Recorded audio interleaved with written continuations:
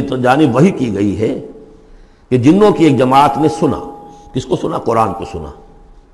فقالوا انا سمعنا قرآنا عجبا، انہوں نے کہا ہم نے سنا ہے ایک بہت ہی دل کو لبھانے والا قرآن، یہدی الی الرشد، جو نیکی اور رشد اور ہدایت کی طرف رہنمائی کر رہا ہے. فآمنا بہ، تو ہم تو ایمان لے آئے. اس وقت بھی میں نے کہا تھا یہ لمحہ فکریہ ہے، ایک دفعہ کیا اجتماع ہے قرآن کا، اور وہ بندے کہاں سے کہاں پہنچ گئے، وہ داعی بن گئے. ہمارا کیا حال ہے؟ ہم نے اس معنی میں قرآن کبھی پڑھا ہی نہیں، سنا ہی نہیں. سنتے ہیں تو خیبر میل کی سپیڈ سے جو پڑھ رہا ہوتا قاری، 5 دن میں پورا قرآن، 6 دن میں پورا قرآن، اور اشتہار دیے جا رہے ہیں. یہ ہے ہمارا ریچول. یہاں تو 20 منٹ میں ہو جاتی ہے، یہاں 30 منٹ، یہاں چلو وہاں اور اس سے بھی کم میں ہو جاتی ہے، وہاں چلو. قرآن کا نتیجہ تو یہ نکلنا چاہیے وہ آپ کو پوزیس کر لے، جانے نہ دے. انا سمعنا قرآنا عجبا یہدی الی الرشد فآمنا بہ ولن نشرک بربنا احدا، اب ہم کبھی بھی اپنے رب کے ساتھ کسی کو شریک نہیں ٹھہرائیں گے. وانہ تعالی جد ربنا، اور یقیناً ہمارے رب کی عزت شان بہت بلند ہے. متخذ صاحبۃ ولا ولدا، اس نے نہیں اختیار کی نہ کوئی بیوی اور جورو، نہ کوئی اولاد. وانہ کان یقول سفیہنا علی اللہ شططا، اور یقیناً ہمارا جو بے وقوف ہے بڑا، مراد یہاں پہ ہے وہی عزازیل، ابلیس، لعین. وہ چونکہ ہمارا ذرا بڑا بڑگر ہے، تو وہ جو کچھ کہتا رہا ہے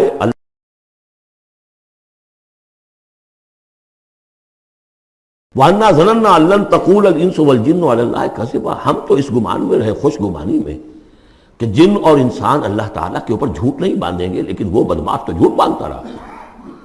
ہم نے اپنی شرافت میں اس کی بات کو مان لیا.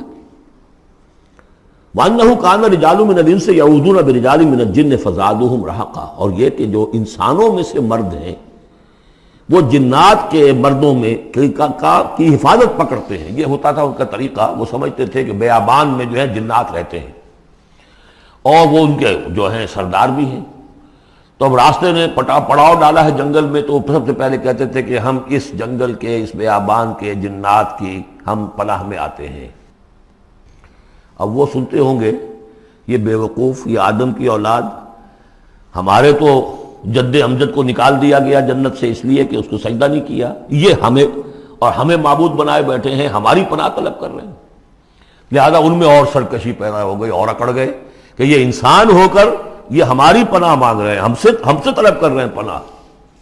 تو اس سے ان کے اندر اور زیادہ سرکشی پیدا ہو گئی. وَأَنَّهُ كَانَ رِجَالٌ مِّنَ الْإِنسِ يَعُوذُونَ بِرِجَالٍ مِّنَ الْجِنِّ فَزَادُوهُمْ رَهَقًا وَأَنَّهُمْ ظَنُّوا كَمَا ظَنَنتُمْ أَن لَّن يَبْعَثَ اللَّهُ أَحَدًا، اور دیکھو انہوں نے بھی ایسا ہی سمجھا جیسا کہ تم نے سمجھا ہوا ہے کہ اللہ کسی کو نہیں اٹھائے گا. اس کے 2 معنی ہیں، یعنی بعد سے بعد الموت کوئی نہیں ہے، مرنے کے بعد جی اٹھنا نہیں ہے، اور یہ بھی کہ شاید اب اللہ کسی اور کو رسول بنا کر نہ بھیجے. أن يبعث الله أحدا، اس لیے کہ 600 برس بیت چکے تھے. وہ تورات سے واقف تھے جو سورہ احقاف میں تذکرہ آیا ہے. فترت وہی 600 برس، اور یہ طویل ترین وقفہ تھا نبوت کا، کہ کوئی نبوت، کوئی رسالت دنیا میں نہیں. تو ان کو یقیناً اس سے خیال ہوا ہوگا کہ بس اب ختم ہوا معاملہ، اب کوئی اور رسول نہیں آئے گا.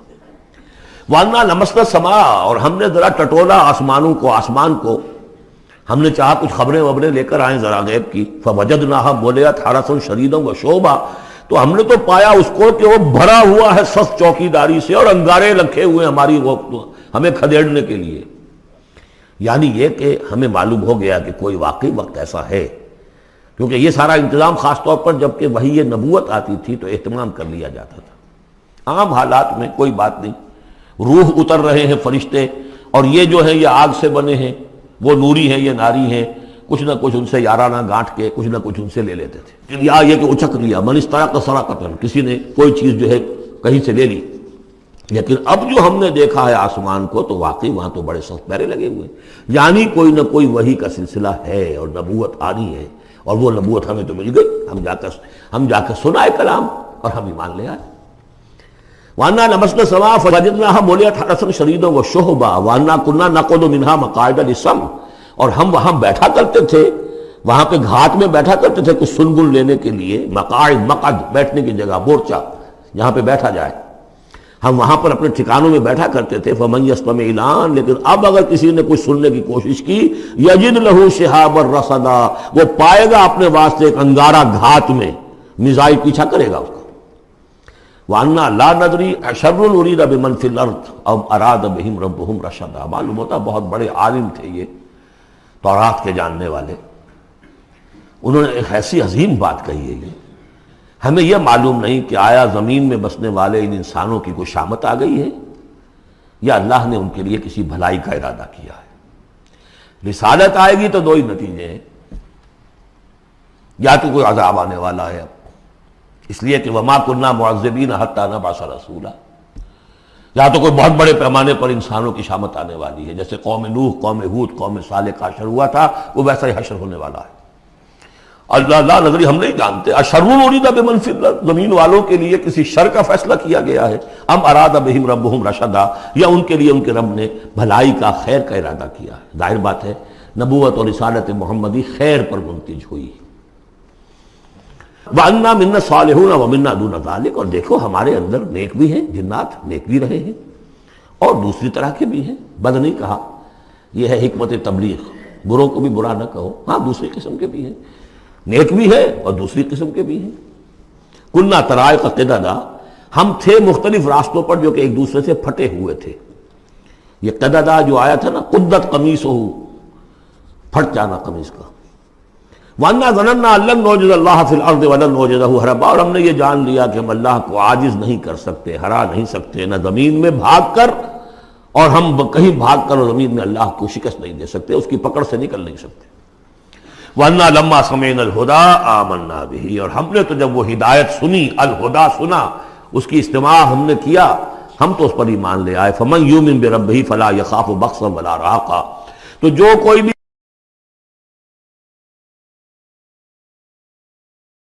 زبردستی ہوگی، کچھ زیادتی ہوگی، جیسے جیسے ان کے اعمال صالحہ ہیں پورے پورے اللہ تعالیٰ ان کا اجر ان کو دے دے گا. وَأَنَّا مِنَّا الْمُسْلِمُونَ وَمِنَّا الْقَاسِطُونَ، اور دیکھو ہمارے اندر وہ بھی ہیں جو فرما بردار ہیں اور وہ بھی ہیں جو بے انصافی کرتے ہیں. یہ قسط کے لفظ کے ساتھ سمجھ لیجئے، جب یہ ثلاثی مجرد میں آتا ہے تو قاسط اس میں فاعل بنا، وہ ناانصاف کے معنی میں ہے. یہ باب افعال کے خواص میں سے ہے، سلب ماخذ اس کو کہتے ہیں. جب باب افعال میں آئے گا تو اس کے معنی ہے عدل و انصاف، اور جب ثلاثی مجرد میں آئے گا تو ناانصافی. قاسطون فمن اسلم فاولئک تحروا رشدا، جو لوگ اسلام لے آئے، اطاعت قبول کر لی، تو انہوں نے تو گویا کہ ڈھونڈ نکالی خیر کی راہ، نیکی کی راہ انہوں نے تلاش کر لی. وَأَمَّا الْقَاسِطُونَ، اور جو بے انصاف فَكَانُوا لِجَهَنَّمَ حَطَبًا، وہ لوگ جو ہے پھر جہنم کا ایندھن بن کر رہیں گے. یہاں تک ان کی تقریر ہے جو انہوں نے تبلیغ کی ہے. اب جو بات آگے آ رہی ہے یہ خود اللہ کی طرف سے کلام ہے. أَن لَوِ اسْتَقَامُوا عَلَى الطَّرِيقَةِ لَأَسْقَيْنَاهُم مَّاءً غَدَقًا، اور یہ کہ یہ اگر لوگ اپنے اس طریقے پر جو طریقہ انبیاء کا تھا، جو آدم نے دیا تھا، جو نوح نے دیا تھا، یہ چلتے رہتے تو ہم انہیں خوب پلاتے، پانی بھر بھر کر خوب سیراب کرتے ان کو. یہاں لفظ طریقت آیا ہے قرآن میں، شریعت، طریقت.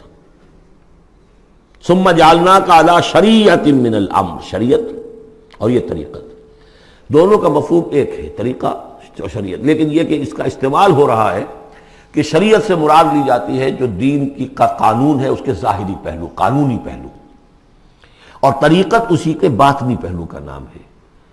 کہ ایک نماز ہے، وضو کیسے کرو گے، کیا فرائض ہیں، کیا نوافل ہیں، کیا کام رہ گیا تو وضو نہیں ہوا، یہ شریعت بتائے گی، یہ آپ کو فقیہ بتائیں گے، یہ آپ کو مفتی حضرات بتائیں گے. لیکن نماز کی اصل روح تو ہے خشوع اور خضوع، حضور قلب. یہ پھر طریقت کی طرف منتقل کر دیا گیا، بدقسمتی سے پھر ان کو پھاڑ دیا گیا، وہ علیحدہ علیحدہ ہو گئے. یہ سب چیزیں یکجا ہونی چاہیے تھی. اور جو ہمارے اولین صوفیاء ہیں وہ بہت بڑے عالم بھی تھے، ایسے نہیں تھے کہ صرف صوفی تھے، وہ بہت بڑے مفتی بھی ہوتے تھے. بلکہ اولین کیا، اس دور میں بھی جو میں نے آپ سے بتایا تھا کہ قاضی صلاح اللہ پانی پتی رحمۃ اللہ علیہ، وہ مفتی بھی ہیں، مفسر بھی ہیں، محدث بھی ہیں، اور بہت بڑے مرشد بھی ہیں. میرزا مظہر جانے جانا شہید کے خلیفہ ہیں. اور یہ سب شیخ احمد سرہندی رحمۃ اللہ علیہ کا جو سلسلہ ہے، سلسلہ مجددیہ نقشبندیہ، اس کے بزرگ ہیں. وہ ہیں وہ جامع و صفات لوگ. لنفتنہم فیہ، اور یہ بھی جو ہم کو پانی پلاتے اور سیراب کرتے، یہ بھی اس لیے تاکہ ان کو اور جانچے اور پرکھے اور امتحان لیں۔ ایک امتحان غربت میں ہے، ایک امتحان تمنگری میں ہے، ایک امتحان فاقے میں ہو رہا ہے، ایک امتحان ہو رہا ہے کہ کثرت سے ہم نے دے رکھا ہے۔ وَمَن يُعْرِضْ عَن ذِكْرِ رَبِّهِ، اور جو کوئی بھی اعراض کرے گا اپنے رب کے ذکر سے، يَسْلُكْهُ عَذَابًا صَعَدًا، تو وہ چلے گا، وہ ڈال دے گا اس کو چڑھتے عذاب میں، اللہ تعالیٰ ایسے عذاب میں صعدا، جس کی شدت بڑھتی چلی جائے گی۔ وَأَنَّ الْمَسَاجِدَ لِلَّهِ فَلَا تَدْعُوا مَعَ اللَّهِ أَحَدًا، اور دیکھو مسجدیں اللہ کے لیے ہیں۔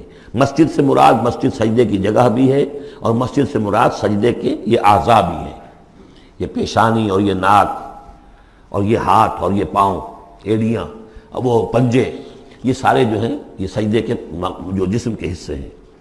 یہ مسجدیں بھی اور سجدے کی جگہ بھی للہ ہے، سب اللہ کی ملکیت ہے۔ فلا تدعوا مع اللہ احد، اللہ کے ساتھ کسی اور الہ کو مت پکارو۔ وانہ لما قام عبد اللہ یدعوہ قالوا یکونون علیہ لبدا، اور یہ اب یہاں پھر قول آ گیا ہے انہی کا جنات کا کہ جب وہ عبداللہ کو ہم نے دیکھا، وہ کھڑا تھا، وہ قرآن پڑھ رہا تھا، وہ نماز پڑھا رہا تھا، لما قام عبداللہ یدعوہ، اسے پکار رہا تھا اللہ کو، اللہ کا بندہ، قالوا یکونون علیہ لبدا، وہ تو ایسے ہو رہے تھے سننے والے گویا کہ اس کے اوپر ٹھٹ کے ٹھٹ جمع ہو جائیں گے وہاں پر، لیکن یہ کہ وہ ایمان نہیں لا رہے تھے۔ قل انما ادعو ربی، کہہ دیجئے اے نبی صلی اللہ علیہ وسلم، دیکھو میں پکارتا ہوں اپنے رب کو، ولا اشرک بہ احدا، اس کے سوا میں کسی اور کو شریک کرنے کے لیے تیار نہیں۔ قل انی لا املک لکم ضرا ولا رشدا، کہہ دیجئے مجھے کوئی اختیار حاصل نہیں ہے تمہارے لیے، نہ کسی نقصان کا اور نہ کسی راہ پر لانے کا، میں تمہیں ہدایت نہیں دے سکتا۔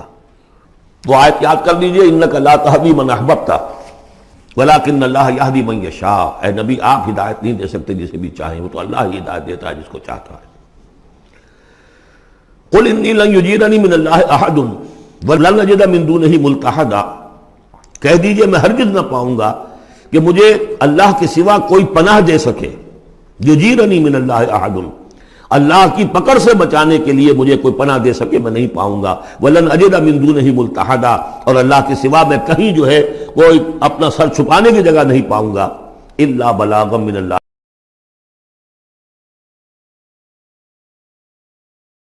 فریضہ سر انجام دوں، اگر میں نے یہ کام نہیں کیا تو میں پکڑا جاؤں گا۔ فَلَنَسْأَلَنَّ الَّذِينَ أُرْسِلَ إِلَيْهِمْ وَلَنَسْأَلَنَّ الْمُرْسَلِينَ، ہم تو پوچھ کر رہیں گے ان سے بھی جن کی طرف رسولوں کو بھیجا، اور پوچھ کر رہیں گے رسولوں سے بھی۔ وَمَنْ يَعْصِ اللَّهَ وَرَسُولَهُ، جو کوئی بھی اللہ اور اس کے رسول کی نافرمانی کرے گا، فَإِنَّ لَهُ نَارَ جَهَنَّمَ خَالِدِينَ فِيهَا أَبَدًا، تو اس کے لیے تو پھر جہنم کی آگ ہے جس میں وہ ہمیشہ ہمیشہ رہے گا۔ حتیٰ اذا رأوا ما یوعدون، یہاں تک کہ جب وہ دیکھیں گے جس چیز کی انہیں دھمکی دی جا رہی ہے، فَسَيَعْلَمُونَ مَنْ أَضْعَفُ نَاصِرًا وَأَقَلُّ عَدَدًا، اس وقت انہیں معلوم ہو جائے گا کون کمزور ہے مددگاروں کے اعتبار سے اور کون اقلیت میں ہے تعداد کے اعتبار سے۔